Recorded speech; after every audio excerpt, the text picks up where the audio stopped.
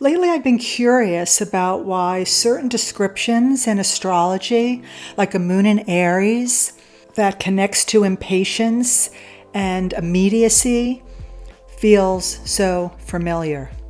Not because I think the planets are controlling us, but because the framework gives a language that connects to something that I already experience. And whether astrology is symbolic or psychological, spiritual, or an interesting mirror, I think that it could touch on our tendencies that we might otherwise ignore. I'm not an astrologer. I'm not trying to convince anyone that the planets control our life. But I do think there is a connection to some of the attributes that they bring. That has been my experience. I think that they could reveal those tendencies that would not come into the forefront.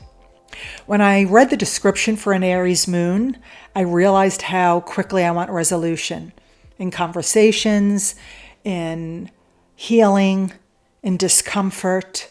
I don't sit in an emotional winter before I want to force a spring to happen. And oddly, astrology gave me the opportunity to give myself some grace, not to go unconscious about our tendencies, our propensities, but to give ourselves some space to recognize where they come from. It gives us a language to understand how we show up, our natural default reactions. And the realization wasn't just, wow, that sounds like me. It was noticing how those tendencies can take over and that they quietly shape the way that I suffer. Not in a dramatic way, but when we have a preference and it isn't acknowledged in some way, there is a suffering of sorts. These systems do not define us. Maybe they illuminate our unconscious behavior, our preferences. The more that I looked at it, the more that I realized that suffering comes from my preferences that collide with what's happening in the present moment, in reality. We want people to understand faster if you have this quality of impatience. We want to heal faster. We want to respond differently. We want to be loved correctly. The mind keeps telling us that this moment shouldn't be the way it is. The more identified that we are with our preferences, the more we will suffer.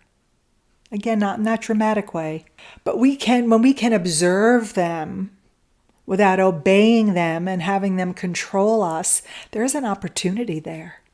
3 things that helped slow this down for me that might be helpful. Noticing the feeling when it comes up. That self-awareness. Oh, there's that impatience again. And then giving people a little bit more space for them to share before you want to offer resolution. Just take a pause.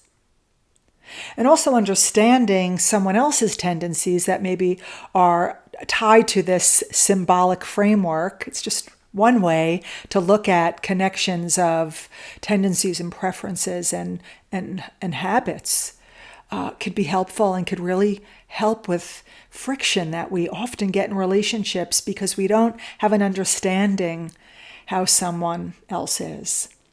Sometimes simply telling people that I have the tendency to be impatient. I've been doing that lately. It's been really helpful.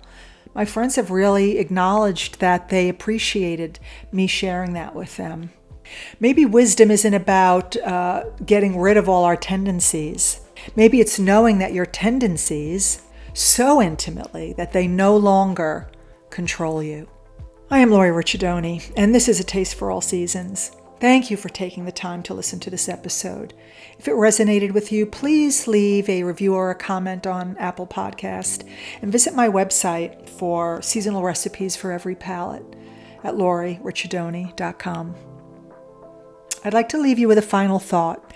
If you're someone that's curious, someone who wants to evolve beyond the personality, beyond those habitual tendencies and preferences that are connected to our personality, take the time to understand your own patterns, your propensities. your tendencies, the way that you naturally move through the world. And you can notice the preferences without being attached to them. And maybe that's where freedom lies. Until next time, Buon Appetito.